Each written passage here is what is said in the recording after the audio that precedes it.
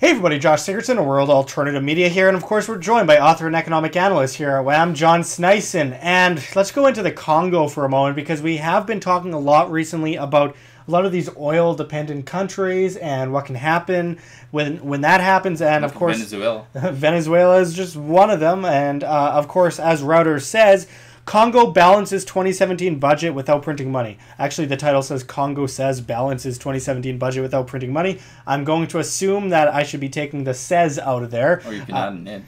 Yeah, I think that Reuters needs to touch up on that. But anyway, we're going to elaborate on this greatly. But I just wanted to quickly mention, as we were looking at before this video, that Congo has the third highest official inflation rate in the world with 54.3%. And I'm sure it's probably worse than they officially say, but now they're resuming talks with the IMF and the government stepping down. It's just a mess in Congo. John, can you go into what's happening? Well, it's quite simple what's happening there. And of course, this is another heavily dependent country on a resource. And of course, it's oil that's the villain here again, that's destroying another dependent government. The revenue from oil in Congo is about 60% of the budget. So that should just tell you how terrible. Again, like, why would you, as a government, depend yourself on any resource whatsoever? It's almost like Detroit depending on the car industry. I guess people don't earn enough to actually support a massive, gigantic government that they have in Congo, probably. That's the most likely reason why they went to oil in order to support themselves and extort and, steal from the populace, basically.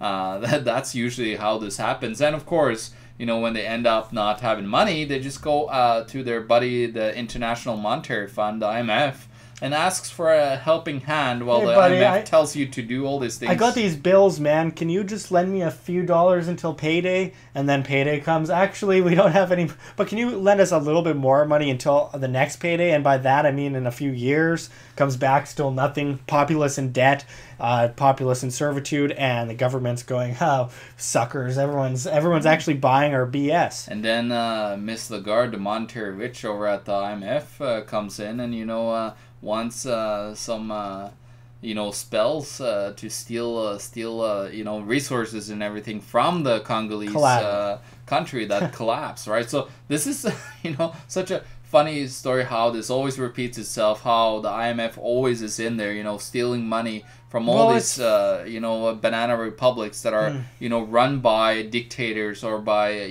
completely corrupt officials. Well, it's funny in the sense that history continues to repeat itself. It's horrible on the other side of it, because the people, it's bad enough that a lot of people, Congo isn't exactly the most peaceful country in the world.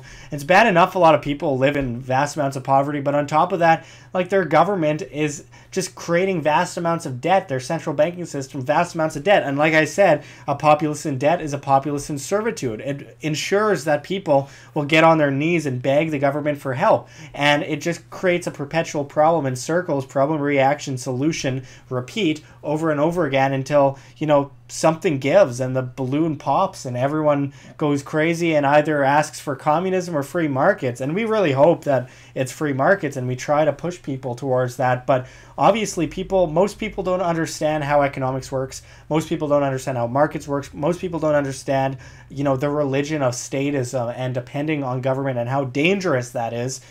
So they usually just pull themselves into an even worse problem in the long term. So it's so important that people understand what the behemoth is that's creating this problem. Oil dependency is a big part, but it's also just the utter stupidity of the state and the central banking system. Some may argue the genius of them, because they know exactly how to shove people into the chains they so revere. And it's really sad to watch this happen over and over again. We see it in Venezuela, Zimbabwe. We saw it in the Weimar Republic. Sudan.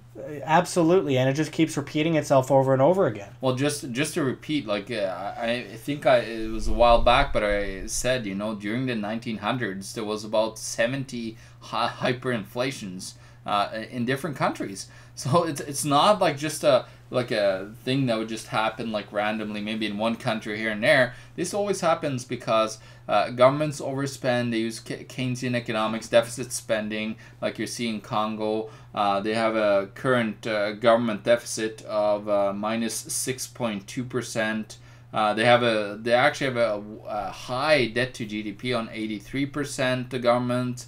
So you're seeing a massive misuse of power where they devalue the currency. Now the big problem here is, think about 54% devaluation, or you could look at it as an inflation of 54%, where prices, go up 54% overnight. Think about that. A lot of people are living paycheck to paycheck here in Canada or in the United States or everywhere else. Think about a 54% increase in inflation, actually a 54% loss in value over your currency overnight. And think about what that would do, to your wallet. A lot of people might have, completely lost it then.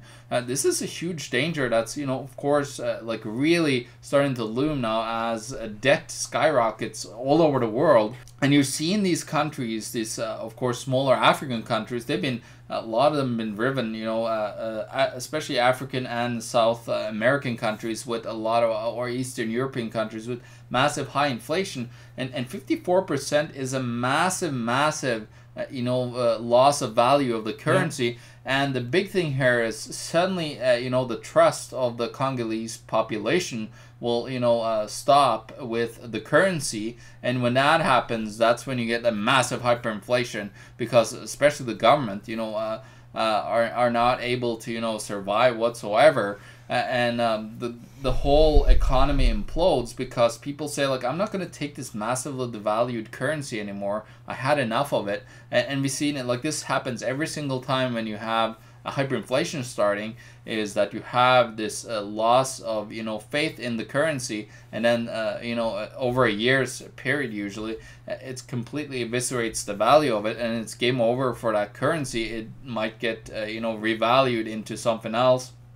We had, for example, the Zimbabwean currency they had old notes that got, revalued into new notes, and it was, I believe they had the US dollar, but it was 36 quadrillion, Zimbabwean dollar for one American dollar, for example. So it just shows you, like, how insane, the loss of value can be. And in Zimbabwe, just to warn, the Congolese Republic here, the loss of value is so rapid that, when they came up with the 100 trillion Zimbabwean dollar, it bought you 2 bears. But then soon enough after that, it bought you a 2 for a bear. But then soon enough, just a couple of months, later, it bought you just 2 bears. So that's how fast, this devaluation happens. I think it's really important to bring solutions to people. So, of course, if you live in Congo, I'm sure that there's enough problems that you have to deal with in the first place. But with that aside, I know that a lot of people that live in Congo, many places in that region, people are very independent because, they've been forced to be, because they're living in a somewhat volatile area of the world, to say the least. So, of course, I think one of the big solutions is just financial responsibility, self-sustainability, independence, food, water, shelter, if you can get it. I mean, don't be dependent on the government. Do whatever you can to do this for yourself, because if you are dependent on the government, they're going to simply make the problem worse for you. And then, of course, defense against the government, defense against militia groups, defense against those that do not have your best interests in mind and want to aggress against you. And then, of course, sound money, gold, silver, which you should definitely be protecting with those guns. And if you can, I mean, there's a big revolution happening in parts of Africa and around the world, really, for cryptocurrencies, because it's a little bit more difficult for someone to get their hands on and steal. And it's decentralized and can't be controlled by the hand of man, but by the hand of demand.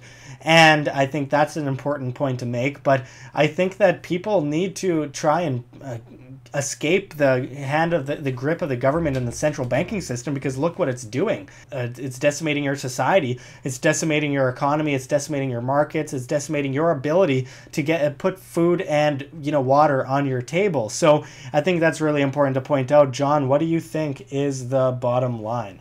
Well, I think the bottom line here is, and you said it was very important, and I think this is one of the moves that people in Congo could do, is move your currency over to to cryptocurrencies that holds a lot more value than these fiat currencies. And you've seen this flood all over, the United States, everywhere. Everybody is, moving to something that actually is keeping more of its value, that's not highly manipulated. And there's a huge move in Africa for it. Yeah, and so I think just continue doing what happens, and I'm pretty sure there's a lot of people in Congo that understands cryptocurrencies that are, safely move their money there. But it's important that a lot of people, get away from these failing currencies, which will, fail. There's so many currencies on the verge here that, when you have an inflation of 54%, that's a massive devastation and evisceration of wealth that was in the country, that it loses so much value. It's massive. Like, I think people need to realize that the more the government tries to quote unquote help, the more the central bank tries to quote unquote help,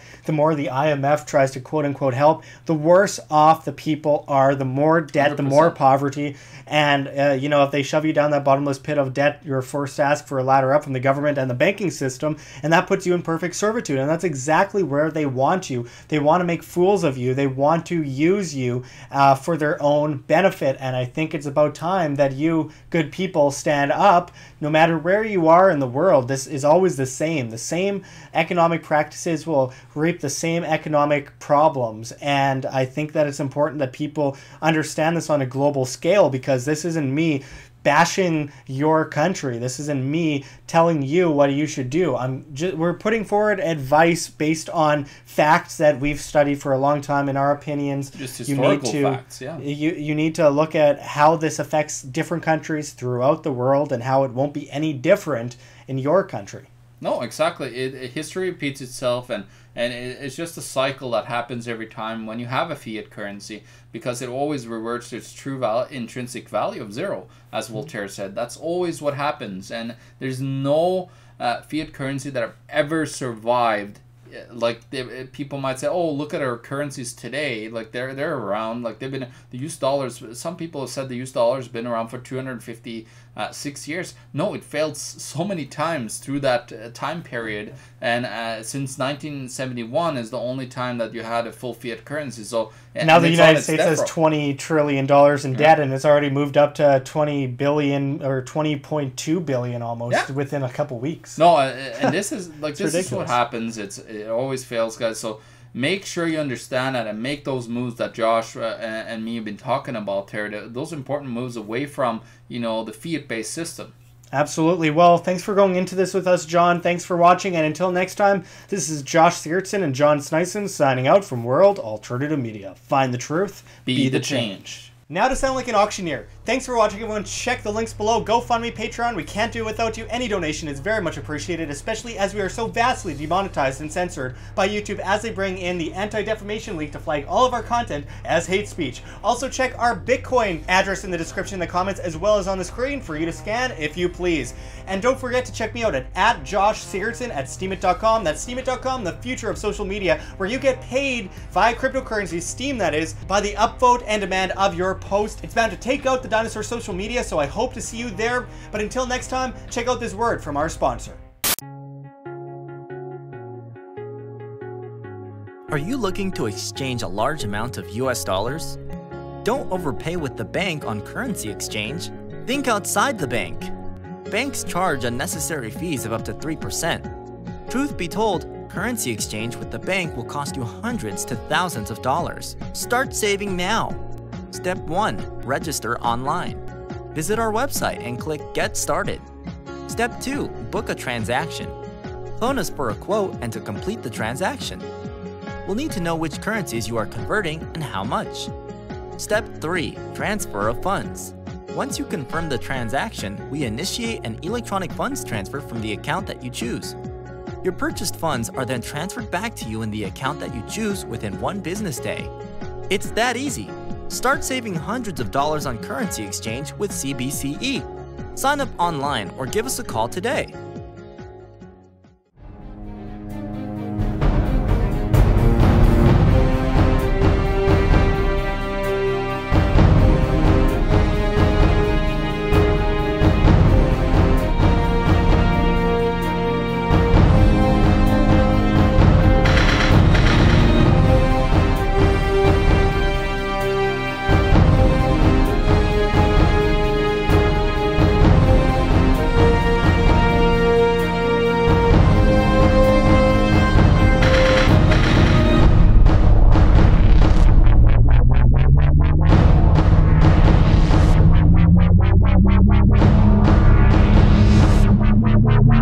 you.